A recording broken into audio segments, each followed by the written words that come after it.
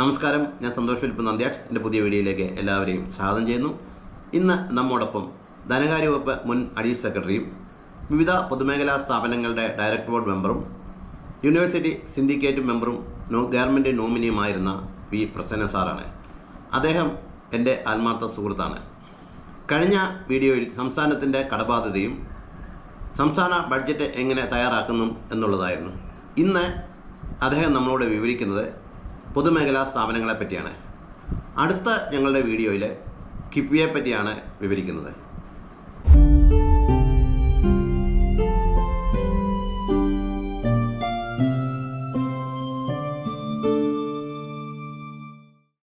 ഇപ്പോൾ 2 വീഡിയോ നമ്മൾ ചെയ്തു. ഒന്ന് സർക്കാരിൻ്റെ കടബാധ്യതയെ പറ്റിയും പിന്നെ ബഡ്ജറ്റിനെ പറ്റി, എങ്ങനെയാണ് ബഡ്ജറ്റ് ഉണ്ടാക്കുന്നതെന്നും ബഡ്ജറ്റ് എങ്ങനെ പ്രിപ്പയർ ചെയ്യുന്നതെന്നൊക്കെയാണ് നമ്മൾ അന്ന് പറഞ്ഞത്. മൂന്നാമതായിട്ട് നമ്മൾ ചെയ്യാൻ പോകുന്നത് പൊതുമേഖലാ സ്ഥാപനങ്ങളെ പറ്റിയാണ്. കേരളത്തിൽ എത്ര പൊതുമേഖലാ സ്ഥാപനങ്ങളുണ്ട്, അതിനെപ്പറ്റി ഒന്ന് പറയാം. കേരളത്തിൽ 130 പൊതുമേഖലാ സ്ഥാപനങ്ങളാണ് ഉള്ളത്. പൊതുമേഖലാ സ്ഥാപനങ്ങളെന്ന് പൊതുവേ നമ്മൾ ഉദ്ദേശിക്കുന്നത് കമ്പനീസ് ആക്ട് അനുസരിച്ച് രജിസ്റ്റർ ചെയ്ത ഗവൺമെൻറ് കമ്പനികളെയാണ്. 123 ഗവൺമെൻറ് കമ്പനികളും, അതായത് കമ്പനീസ് ആക്ട് അനുസരിച്ച് രജിസ്റ്റർ ചെയ്ത പൊതുമേഖലാ സ്ഥാപനങ്ങളും 7 സ്റ്റാറ്റ്യൂട്ടറി സ്ഥാപനങ്ങളാണുള്ളത്. സ്റ്റാറ്റ്യൂട്ടറി സ്ഥാപനങ്ങളെന്ന് പറഞ്ഞാൽ ഓരോ വിവിധ നിയമസഭ പാസ്സാക്കിയിട്ടുള്ള ആക്ടിൻ്റെ നിയമങ്ങളുടെ ബേസിലുണ്ടാക്കിയ സ്ഥാപനങ്ങളെയാണ് സ്റ്റാറ്റ്യൂട്ടറി സ്ഥാപനങ്ങളെന്ന് പറയുന്നത്. ഉദാഹരണത്തിന് Kerala water authority, Kerala water supply and sewerage act അനുസരിച്ച് 86 അനുസരിച്ച് സ്ഥാപിച്ച ഒരു സ്ഥാപനമാണ് കേരള വാട്ടർ അതോറിറ്റി. അതേപോലെ KSRTC Kerala state road transport act അനുസരിച്ച് രൂപീകരിച്ച സ്ഥാപനമാണ്. KCB 2011 വരെ സ്റ്റാറ്റ്യൂട്ടറി സ്ഥാപനമായിരുന്നു. 2011 അത് കമ്പനിയായിട്ട് രജിസ്റ്റർ ചെയ്തിട്ടുണ്ട്, കമ്പനീസ് ആക്ടിൻ്റെ പരിധിയിൽ വന്നിട്ടുണ്ട്. അങ്ങനെ മൊത്തം 130 പ്രവർത്തിക്കുന്ന സ്ഥാപനങ്ങളാണുള്ളത്. ബാക്കി ഒരു 19ഓളം എണ്ണം പൂട്ടിപ്പോയി. 120 ശരിക്കും പറഞ്ഞാൽ 130 എണ്ണം ആക്ച്വലി ഇല്ല.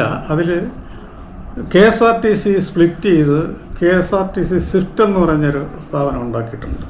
അപ്പോൾ KSRTC സ്വിഫ്റ്റ് എന്ന് പറയുന്ന കമ്പനിയായിട്ട് രജിസ്റ്റർ ചെയ്ത സ്ഥാപനമാണ്, കമ്പനീസ് ആക്ട് അനുസരിച്ച് രജിസ്റ്റർ ചെയ്ത സ്ഥാപനമാണ്. അതേസമയം KSRTC ജനറലായിട്ട് അതിപ്പോഴും സ്റ്റാറ്റ്യൂട്ടറി സ്ഥാപനമായിട്ട് തന്നെ നിലനിർത്തിയിട്ടുണ്ട്. അപ്പോൾ ഈ പബ്ലിക് സെക്ടർ അണ്ടർടേക്കിങ്സ് എന്ന് പറയുന്നത്, അതായത് പൊതുമേഖലാ സ്ഥാപനങ്ങളെ 7 സെക്ടറായിട്ടാണ് തിരിച്ചിട്ടുള്ളത്. ആദ്യം ഒന്നാമത് ഈ ഇൻഫ്രാസ്ട്രക്ചർ നേച്ചറിലുള്ളതാണ്. അതായത് irrigation infrastructure development corporation, tourism infrastructure development corporation, അതുപോലെ ഇൻഡസ്ട്രിയൽ ഇൻഫ്രാസ്ട്രക്ചർ, അതുപോലെയുള്ള സ്ഥാപനങ്ങൾ. ഇപ്പോൾ കേരള റോഡ് ഫണ്ട് ബോർഡ്, പിന്നെ Kerala infrastructure and technology for education, അതായത് കൈറ്റ്, പഴയ IT സ്കൂൾ പ്രോജക്റ്റിനെ കമ്പനിയായിട്ട് മാറ്റിയപ്പോൾ ഉണ്ടായതാണ് കൈറ്റ് എന്ന് പറയുന്ന സ്ഥാപനം. ഇതെല്ലാം ഇൻഫ്രാസ്ട്രക്ചർ സെക്ടറിൽ വരുന്നതാണ്. രണ്ടാമതായി ഫിനാൻസ് സെക്ടർ എന്ന് പറഞ്ഞാൽ ഈ ധനകാര്യ വിനിമയവുമായിട്ട് ബന്ധപ്പെട്ട സ്ഥാപനങ്ങളാണ്. ഉദാഹരണത്തിന് Kerala financial corporation, Kerala state financial enterprises KSFE, ഇതൊക്കെ ഫിനാൻസ് സെക്ടറിൽ വരും. മൂന്നാമത് അഗ്രികൾച്ചർ സെക്ടറാണ്. അഗ്രികൾച്ചറിൻ്റെ കീഴിൽ വരുന്ന പൊതുമേഖലാ സ്ഥാപനങ്ങളാണ്. ഒന്നാമത് ഈ പ്ലാന്റേഷൻ കോർപ്പറേഷൻ, ഇവിടെ കോട്ടയത്താണ് അതിൻ്റെ ആസ്ഥാനം. 2 state farming corporation, oil palm India limited എന്നൊക്കെ പറയുന്നത് അഗ്രികൾച്ചർ സെക്ടറിൽ വരുന്ന പൊതുമേഖലാ സ്ഥാപനങ്ങൾ. നാലാമത് വരുന്നത് മാനുഫാക്ചറിങ് സെക്ടറാണ്. മാനുഫാക്ചറിങ് സെക്ടറിൽ ആകെ 34 പൊതുമേഖലാ സ്ഥാപനങ്ങളാണ് ഉള്ളത്. ഉദാഹരണത്തിന് കെൽട്രോൺ ഒരു മാനുഫാക്ചറിങ് യൂണിറ്റാണ്. അതേപോലെ agro machinery corporation, Kerala agro machinery corporation എന്ന് പറയുന്ന പൊതുമേഖലാ സ്ഥാപനം മാനുഫാക്ചറിങ് സെക്ടറിൽ വരുന്നു. അടുത്തത് 5ാമത് ട്രഡീഷണൽ സെക്ടർ എന്ന് പറയും. ട്രഡീഷണലായിട്ടും അതിൽ വരുന്നതാണ് വെൽഫെയർ സെക്ടറും അതിനകത്ത് വരും. വെൽഫെയറും ട്രഡീഷണലും വരും. ട്രഡീഷണൽ എന്ന് പറയുമ്പോൾ ഹാൻഡ്ലൂം ഡെവലപ്മെൻറ്റ് കോർപ്പറേഷൻ, അതേപോലെ ഹാൻഡിക്രാഫ്റ്റ്സ് ഡെവലപ്മെൻറ്റ് കോർപ്പറേഷൻ ഒക്കെ ട്രഡീഷണൽ സെക്ടറിൽ വരും. അടുത്തത് സർവീസ് സെക്ടറാണ്. സർവീസ് സെക്ടറിൽ കേരള മെഡിക്കൽ സർവീസസ് കോർപ്പറേഷൻ, അതേപോലെ Kerala beverages corporation. Service sector എന്ന് പറയുമ്പോൾ ട്രേഡും അതിനകത്ത് വരും, ട്രേഡിംഗ് സെക്ടറും അതിനകത്ത് വരും. ട്രേഡിൽ വരുന്നതാണ് ഈ കേരള ബിവറേജസ് കോർപ്പറേഷൻ. ലാസ്റ്റിൽ വരുന്ന 7ാമത്തെ സെക്ടറാണ് public utility sector. Public utility sector എന്ന് പറയുന്നത് ഒഴിവാക്കാനാകാത്ത 4 സ്ഥാപനങ്ങളാണ് പബ്ലിക് യൂട്ടിലിറ്റിയിൽ വരുന്നത്. ഈ പബ്ലിക് യൂട്ടിലിറ്റി എന്ന് പറയുന്നത് അത് ഗവൺമെൻറ് സെക്ടറിൽ നിലനിർത്തിയേ പറ്റൂ. കാരണം പബ്ലിക് യൂട്ടിലിറ്റി, ഉദാഹരണത്തിന് ട്രാൻസ്പോർട്ട് എടുക്കുകയാണെങ്കിൽ കംപ്ലീറ്റ് സ്വകാര്യ മേഖലയ്ക്ക് വിട്ടുകൊടുക്കാൻ പറ്റത്തില്ല. സ്റ്റേറ്റ് സർവീസ് എന്നുള്ള നിലയിൽ നിലനിർത്തിയില്ലെങ്കിൽ അതേപോലെ ഇപ്പോൾ പ്രൈവറ്റ് സെക്ടർ വിട്ടുകൊടുത്താൽ അവർ സംഘടിതമായിട്ട് ഒറ്റയടിക്ക് ഒരു പ്രഷർ ചെലുത്തി, അതായത് ചാർജ് കൂട്ടണമെന്നുള്ള ആവശ്യം ഉന്നയിച്ച് ഇതങ്ങ് നിർത്തലാക്കും. അതായത് അവർക്ക് ഒരു സമരം ചെയ്തു മൊത്തത്തിൽ സ്റ്റാൻഡ് സ്റ്റില്ലാവും കേരളം.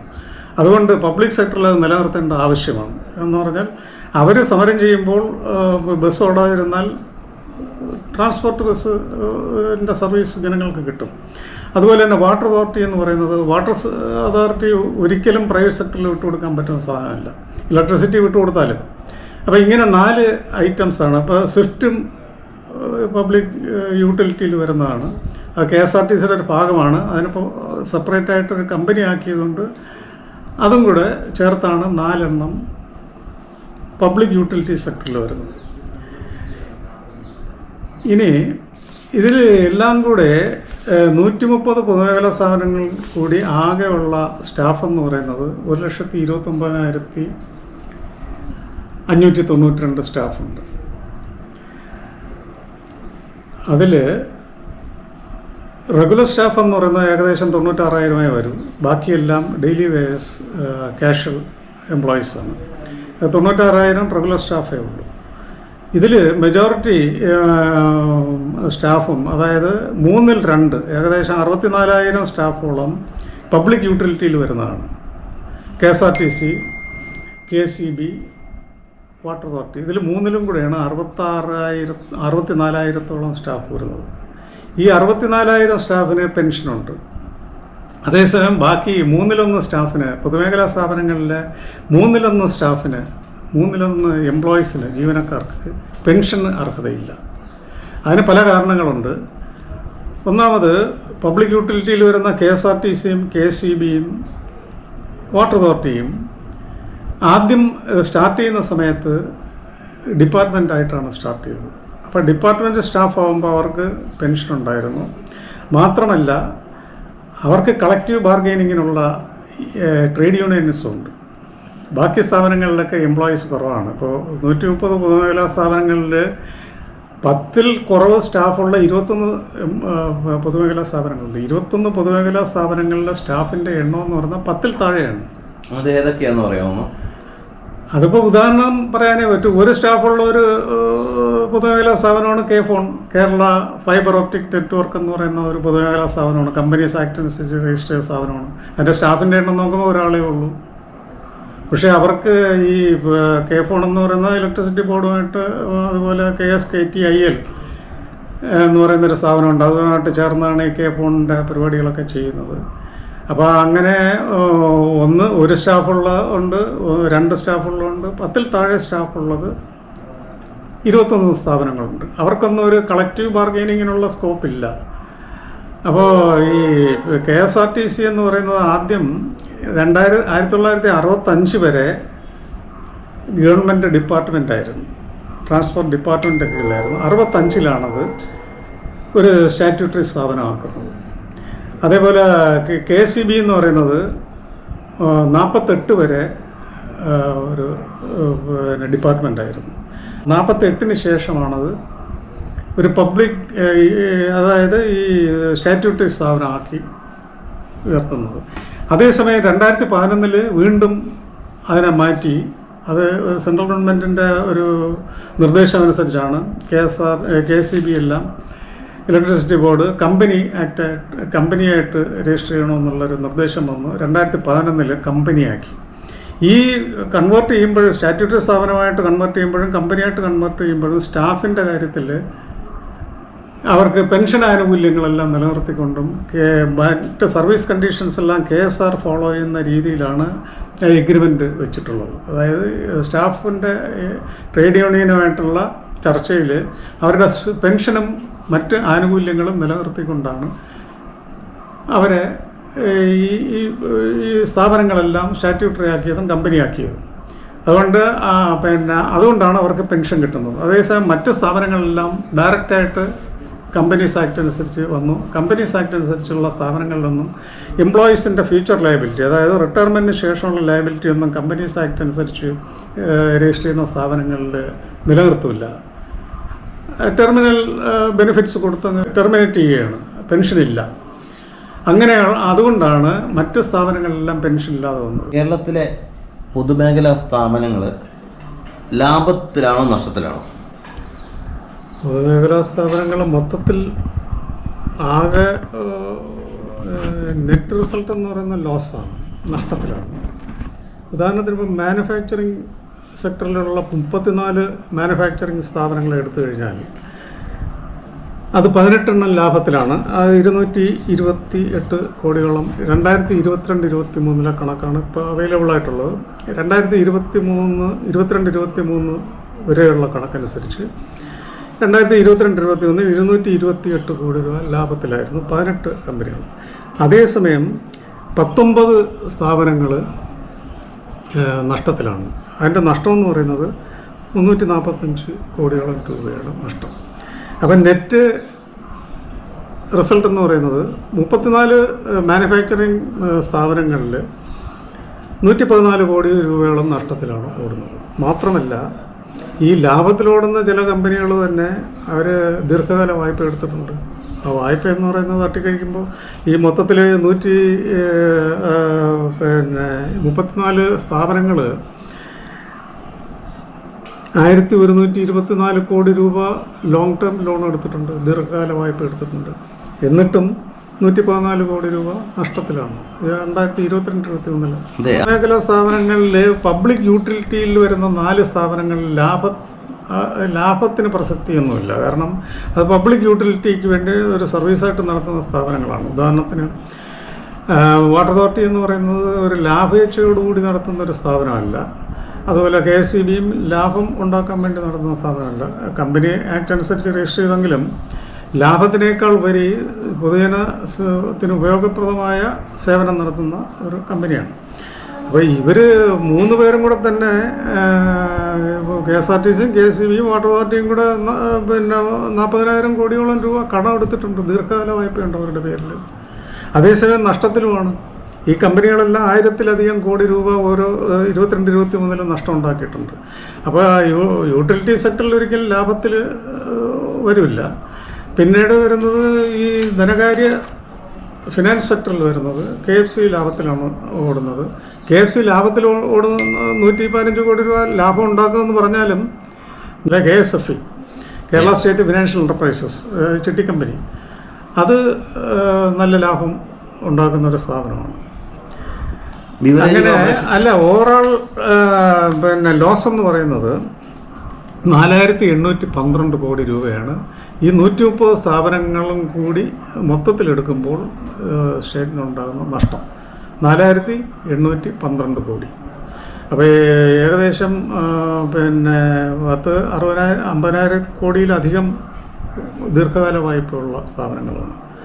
അപ്പോൾ അതുകൊണ്ട് പൊതുമേഖലാ സ്ഥാപനങ്ങൾ പൊതുവെ ഇപ്പോഴും വലിയ പ്രസക്തി.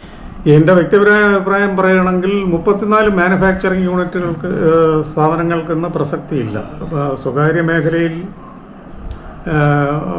ഇതിനേക്കാൾ ഭംഗിയായിട്ട് ഉൽപ്പന്നങ്ങൾ മാനുഫാക്ചർ ചെയ്യുന്നുണ്ട്, അത് ചീപ്പായിട്ട് നമുക്ക് കിട്ടുകയും ചെയ്യും. ഈ പൊതുമേഖലാ സ്ഥാപനങ്ങളിൽ ഉണ്ടാക്കുന്നതിനേക്കാൾ ആഗ്രോ മെഷീനറി കോർപ്പറേഷൻ പമ്പ് സെറ്റുകളൊക്കെ മാനുഫാക്ചർ ചെയ്യുന്നുണ്ട്. അത് സ്വകാര്യ മേഖലകളിൽ എത്രയോ സ്ഥാപനങ്ങൾ പമ്പ് സെറ്റ് ഉൽപ്പാദിപ്പിക്കുന്ന മേഖലകളുണ്ട്. ഇനി എംപ്ലോയീസിൻ്റെ വെൽഫെയറാണ് ഉദ്ദേശിക്കുന്നതെങ്കിൽ, അതായത് ശമ്പളം കൂടുതലാണ് ഉദ്ദേശിക്കുന്നത്, KSRTC ഇപ്പോൾ സ്പ്ലിറ്റ് ചെയ്തു, KSRTC സ്വിഫ്റ്റ് ആക്കിയപ്പോൾ അതിൻ്റെ എംപ്ലോയീസ് എന്ന് പറയുന്നത് 683 സ്റ്റാഫോളം ഉണ്ട്. അവർക്കെല്ലാം കൊടുക്കുന്നത് സാലറി അല്ല, ഡെയിലി വേജസാണ്. 1200 രൂപയാണ് ഒരു ദിവസം ഒരു ഡ്രൈവർക്ക് കിട്ടുന്ന ശമ്പളം. അത് കൊടുത്താൽ പോരാ. അത് ഗവൺമെൻറ് സെക്ടറിൽ തന്നെ അങ്ങനെ ഒരു എംപ്ലോയീസിന് ആ രീതിയിൽ പിന്നെ ശമ്പളം കുറച്ചുകൊണ്ട് ലാഭം ഉണ്ടാക്കുന്നതിൽ അർത്ഥമൊന്നുമില്ല. അതേസമയം KSRTCയിൽ റെഗുലർ സാലറിയാണ്. KSR അനുസരിച്ചുള്ള എല്ലാ ബെനിഫിറ്റ്സും കിട്ടും. അത് ഷിഫ്റ്റിൽ വർക്ക് ചെയ്യുന്ന ഡെയിലി വേജ് എംപ്ലോയീസാണ്. അവർക്ക് ഈ കൊടുക്കുന്ന അന്നന്ന് ജോലി ചെയ്യുന്ന ദിവസം കിട്ടുന്ന ഡെയിലി വേജ് അല്ലാതെ ഒരു ആനുകൂല്യങ്ങളും അവർക്ക് കിട്ടുന്നില്ല.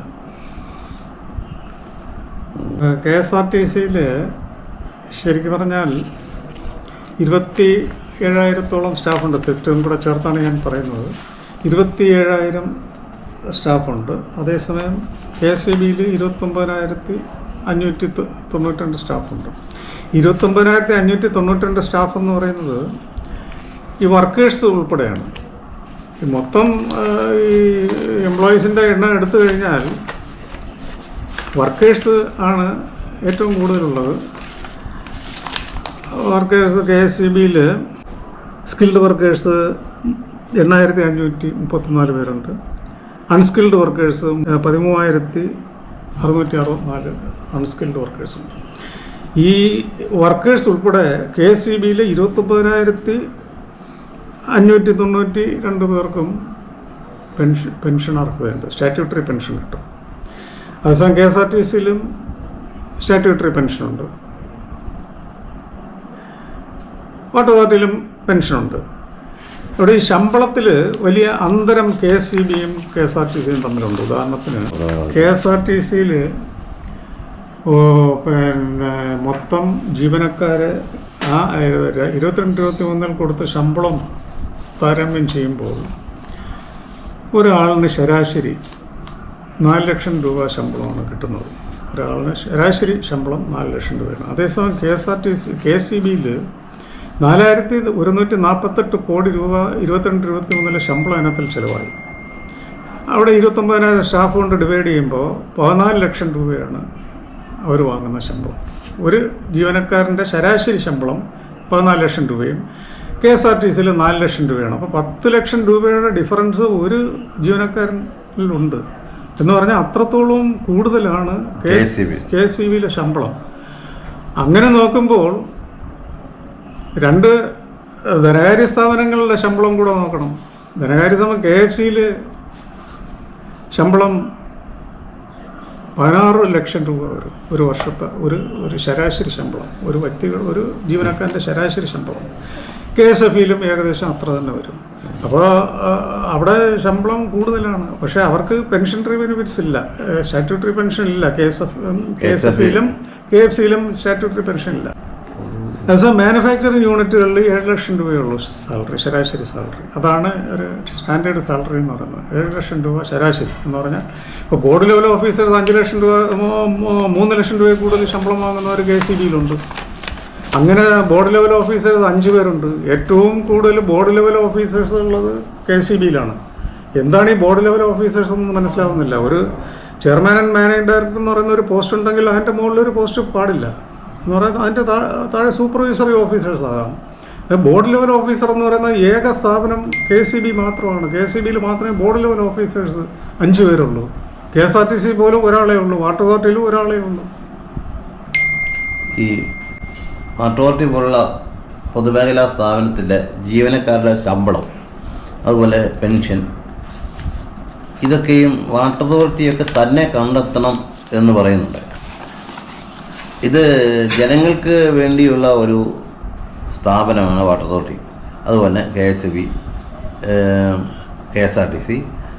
അപ്പോൾ ഇങ്ങനെ പറയുന്നതിനോട് ന്യായമുണ്ടോ? അതിനെപ്പറ്റി എന്നാ പറയാനുണ്ട്? അതോറിറ്റി എന്ന് പറയുമ്പോൾ 84-ലാണ് വാട്ടർ അതോറിറ്റി സ്റ്റാറ്റ്യൂട്ടറി സ്ഥാപനമാക്കുന്നത്, ആക്ടിൻ്റെ കീഴിൽ കൊണ്ടുവരുന്നത്. അതുവരെ ഡിപ്പാർട്ട്മെൻറ്റായിരുന്നു PHED, പബ്ലിക് ഹെൽത്ത് എഞ്ചിനീയറിംഗ് ഡിപ്പാർട്ട്മെൻറ്റായിരുന്നു വാട്ടർ അതോറിറ്റി. അതുവരെ ഉള്ള ജീവനക്കാർക്ക് പെൻഷൻ കൊടുത്തുകൊണ്ടിരുന്നു. പെൻഷൻ ഡിപ്പാർട്ട്മെൻ്റ് ആയതുകൊണ്ട് ജനറൽ ഹെഡ് എന്ന് പെൻഷൻ കൊടുക്കാം. ജനറൽ ഹെഡ് എന്ന് പറഞ്ഞാൽ 2071 എന്ന് പറയുന്ന പെൻഷൻ ഹെഡ് എന്നാണ് ഇവർക്ക് പെൻഷൻ കൊടുത്തുകൊണ്ടിരുന്നത്. അത് പക്ഷേ സ്റ്റാറ്റ്യൂട്ടറി സ്ഥാപനം ആക്കിയതോടുകൂടി എംപ്ലോയീസിൻ്റെ ഗ്രീവൻസ് പ്രൊട്ടക്റ്റ് ചെയ്തുകൊണ്ടാണ് സ്റ്റാറ്റ്യൂട്ടറി സ്ഥാപനം ആക്കിയത്. തുടർന്നും പെൻഷൻ കിട്ടുന്നുണ്ട്. ഈ അങ്ങനെ ചെയ്യുമ്പോൾ ഗവൺമെൻറ്റിനൊരു ബാധ്യത ഉണ്ടായിരുന്നു. അതായത് അത് ജനറൽ ഹെഡിൽ തന്നെ പെൻഷൻ കൊടുക്കണം. ഒരു സ്റ്റാറ്റ്യൂട്ടറി സ്ഥാപനത്തിൽ നിന്നോ ഒരു പൊതുമേഖലാ സ്ഥാപനത്തിൽ നിന്നോ കമ്പനീസ് ആക്ട് അനുസരിച്ച് സ്ഥാപനത്തിൽ നിന്നോ അവരുടെ ലയബിലിറ്റി ആകുന്നേക്കാളും അത് ജനറൽ ഹെഡിൽ നിന്ന് തന്നെ കൊടുക്കണം. 2071. അതാണ് എൻ്റെ അഭിപ്രായം. KSRTCയിലെ ജീവനക്കാരുടെ വർക്ക് ലോഡെന്ന് പറഞ്ഞാൽ നമ്മളൊരു ഡ്രൈവറുടെ ഒരു ജോലിഭാരം എന്ന് പറയുന്നത് ഒരു തൃശ്ശൂർ അല്ലെങ്കിൽ വടക്കൻ ജില്ലകളിൽ നിന്ന് തിരുവനന്തപുരം വരെ ഓടിച്ചു വരുന്ന അയാളുടെ സ്ട്രെസ് ആൻഡ് സ്ട്രെയിൻ നമ്മൾ കണക്കിലെടുത്താൽ അയാൾക്ക് ഈ സാലറി ഒന്നും കൊടുത്താൽ പോരാ. അപ്പോൾ അവരുടെയൊക്കെ ഒരു പെൻഷനറി ബെനിഫിറ്റ്സ് ഏറ്റെടുക്കുന്നതിനോട് യോജിപ്പില്ല. അത് ഗവൺമെൻറ്റിൻ്റെ ജനറൽ ഹെഡിൽ നിന്ന് തന്നെ പേയ്മെൻറ്റ് നടത്തേണ്ടതാണ്. ഉദാഹരണത്തിന് ഇപ്പോൾ പേഴ്സണൽ സ്റ്റാഫിൻ്റെ പെൻഷൻ ഏത് ഹെഡിൽ നിന്നാണ് കൊടുക്കുന്നത്?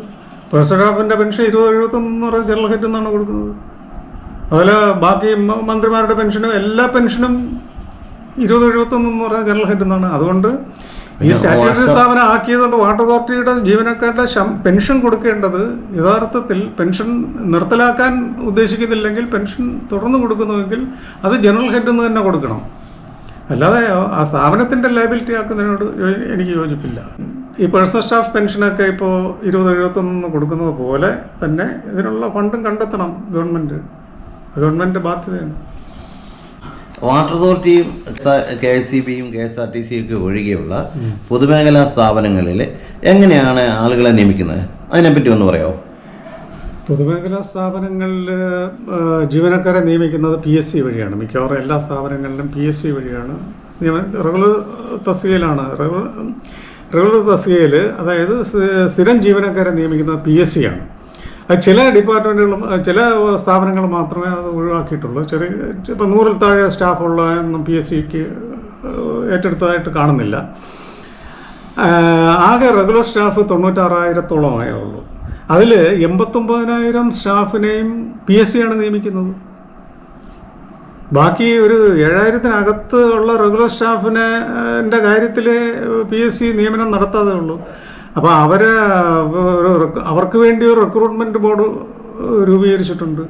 ആ റിക്രൂട്ട്മെൻറ്റ് ബോർഡിൻ്റെ ആവശ്യം യഥാർത്ഥത്തിലില്ല. അതുകൂടെ PSCക്ക് വിടാവുന്നതേ ഉള്ളൂ. കാരണം 89,000 ജീവനക്കാരെയും PSC നിയമിക്കുമ്പോൾ ഈ 6,000 പേർക്ക് വേണ്ടി റിക്രൂട്ട്മെൻറ്റ് ബോർഡ് ഉണ്ടാക്കേണ്ട ആവശ്യമില്ല. പബ്ലിക് എൻ്റർപ്രൈസസ് റിക്രൂട്ട്മെൻറ്റ് ബോർഡ് എന്നാണ് അതിൻ്റെ പേര്. ആ ബോർഡ് കോൺസ്റ്റിറ്റ്യൂട്ട് ചെയ്ത് തന്നെ അമിതമായ ചിലവ് സർക്കാരിന് വരുത്തി വച്ചിരിക്കുകയാണ്. അത് PSCക്ക് തന്നെ നിയമനം നടത്താവുന്നതേ ഉള്ളൂ. യഥാർത്ഥത്തിൽ ഈ 6,000 സ്റ്റാഫിനെ റെഗുലർ സ്റ്റാഫിനെ നിയമിക്കണമെങ്കിൽ തന്നെ ഒരു വർഷം എത്ര വേക്കൻസിയാണ് വരുന്നത്? എൻ്റെ ഒരു കണക്കനുസരിച്ച് ഒരു 3% പേര് റിട്ടയർമെൻറ്റ് വേക്കൻസി എല്ലാം നിയമിക്കുന്നത്. 3% പേരെ നിയമിക്കേണ്ടി വരുന്നുള്ളൂ ഒരു വർഷം. 3% എന്ന് പറയുന്നത് 200 സ്റ്റാഫിനകത്തേ ഉള്ളൂ. ഈ 200 സ്റ്റാഫിനെ നിയമിക്കാൻ ഒരു റിക്രൂട്ട്മെൻറ്റ് ഏജൻസിയുടെ ആവശ്യം എന്താണ്? ഇതൊക്കെ ഒരു രാഷ്ട്രീയ കാഴ്ചപ്പാടോടുകൂടിയല്ല ഞാൻ പറയുന്നത്. അനാവശ്യ എക്സ്പെൻസ് ആണിത്, അത്രേ ഉള്ളൂ. ഗവൺമെൻറ് കമ്പനി എന്ന് പറഞ്ഞാൽ ഗവൺമെൻറ് കമ്പനി എന്ന് പറഞ്ഞാൽ a company owned, controlled and managed by government. അതായത് 51% share capital, paid up share capital, അതായത് ഓഹരി മൂലധന നിക്ഷേപം 51% ആണെങ്കിൽ അത് ഗവൺമെൻറ് കമ്പനി എന്ന് പറയും. ഗവൺമെൻറ്റിൻ്റെ ഷെയർ 51%-ഓ അതിൽ കൂടുതലോ ആണെങ്കിൽ അതൊരു ഗവൺമെൻറ് കമ്പനിയായിട്ട് അത് ഗവൺമെൻറ് കമ്പനിയാണ്. പബ്ലിക് ലിമിറ്റഡ് കമ്പനി എന്ന് പറഞ്ഞാൽ കമ്പനി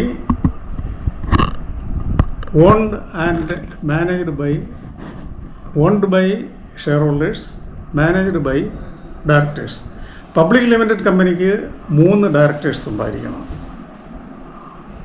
3 ഡയറക്ടേഴ്സ് വേണം. ഏറ്റവും കുറഞ്ഞ 5 ലക്ഷം രൂപയുടെയെങ്കിലും പെയ്ഡ് അപ്പ് ക്യാപിറ്റൽ ഉണ്ടായിരിക്കണം. അതിനെയാണ് പബ്ലിക് ലിമിറ്റഡ് കമ്പനി എന്ന് പറയുന്നത്. അതിന് ഒരു പ്രത്യേകതകളുണ്ട്. പബ്ലിക് ലിമിറ്റഡ് കമ്പനിയുടെ ഓഹരികൾ യഥേഷ്ടം നമുക്ക് ട്രാൻസ്ഫർ ചെയ്യാം, മറ്റൊരാളുടെ പേർക്ക് കൊടുക്കാം. അതേസമയം പ്രൈവറ്റ് ലിമിറ്റഡ് കമ്പനി എന്ന് പറഞ്ഞാൽ ഷെയർ ട്രാൻസ്ഫർ ചെയ്യാൻ പറ്റത്തില്ല.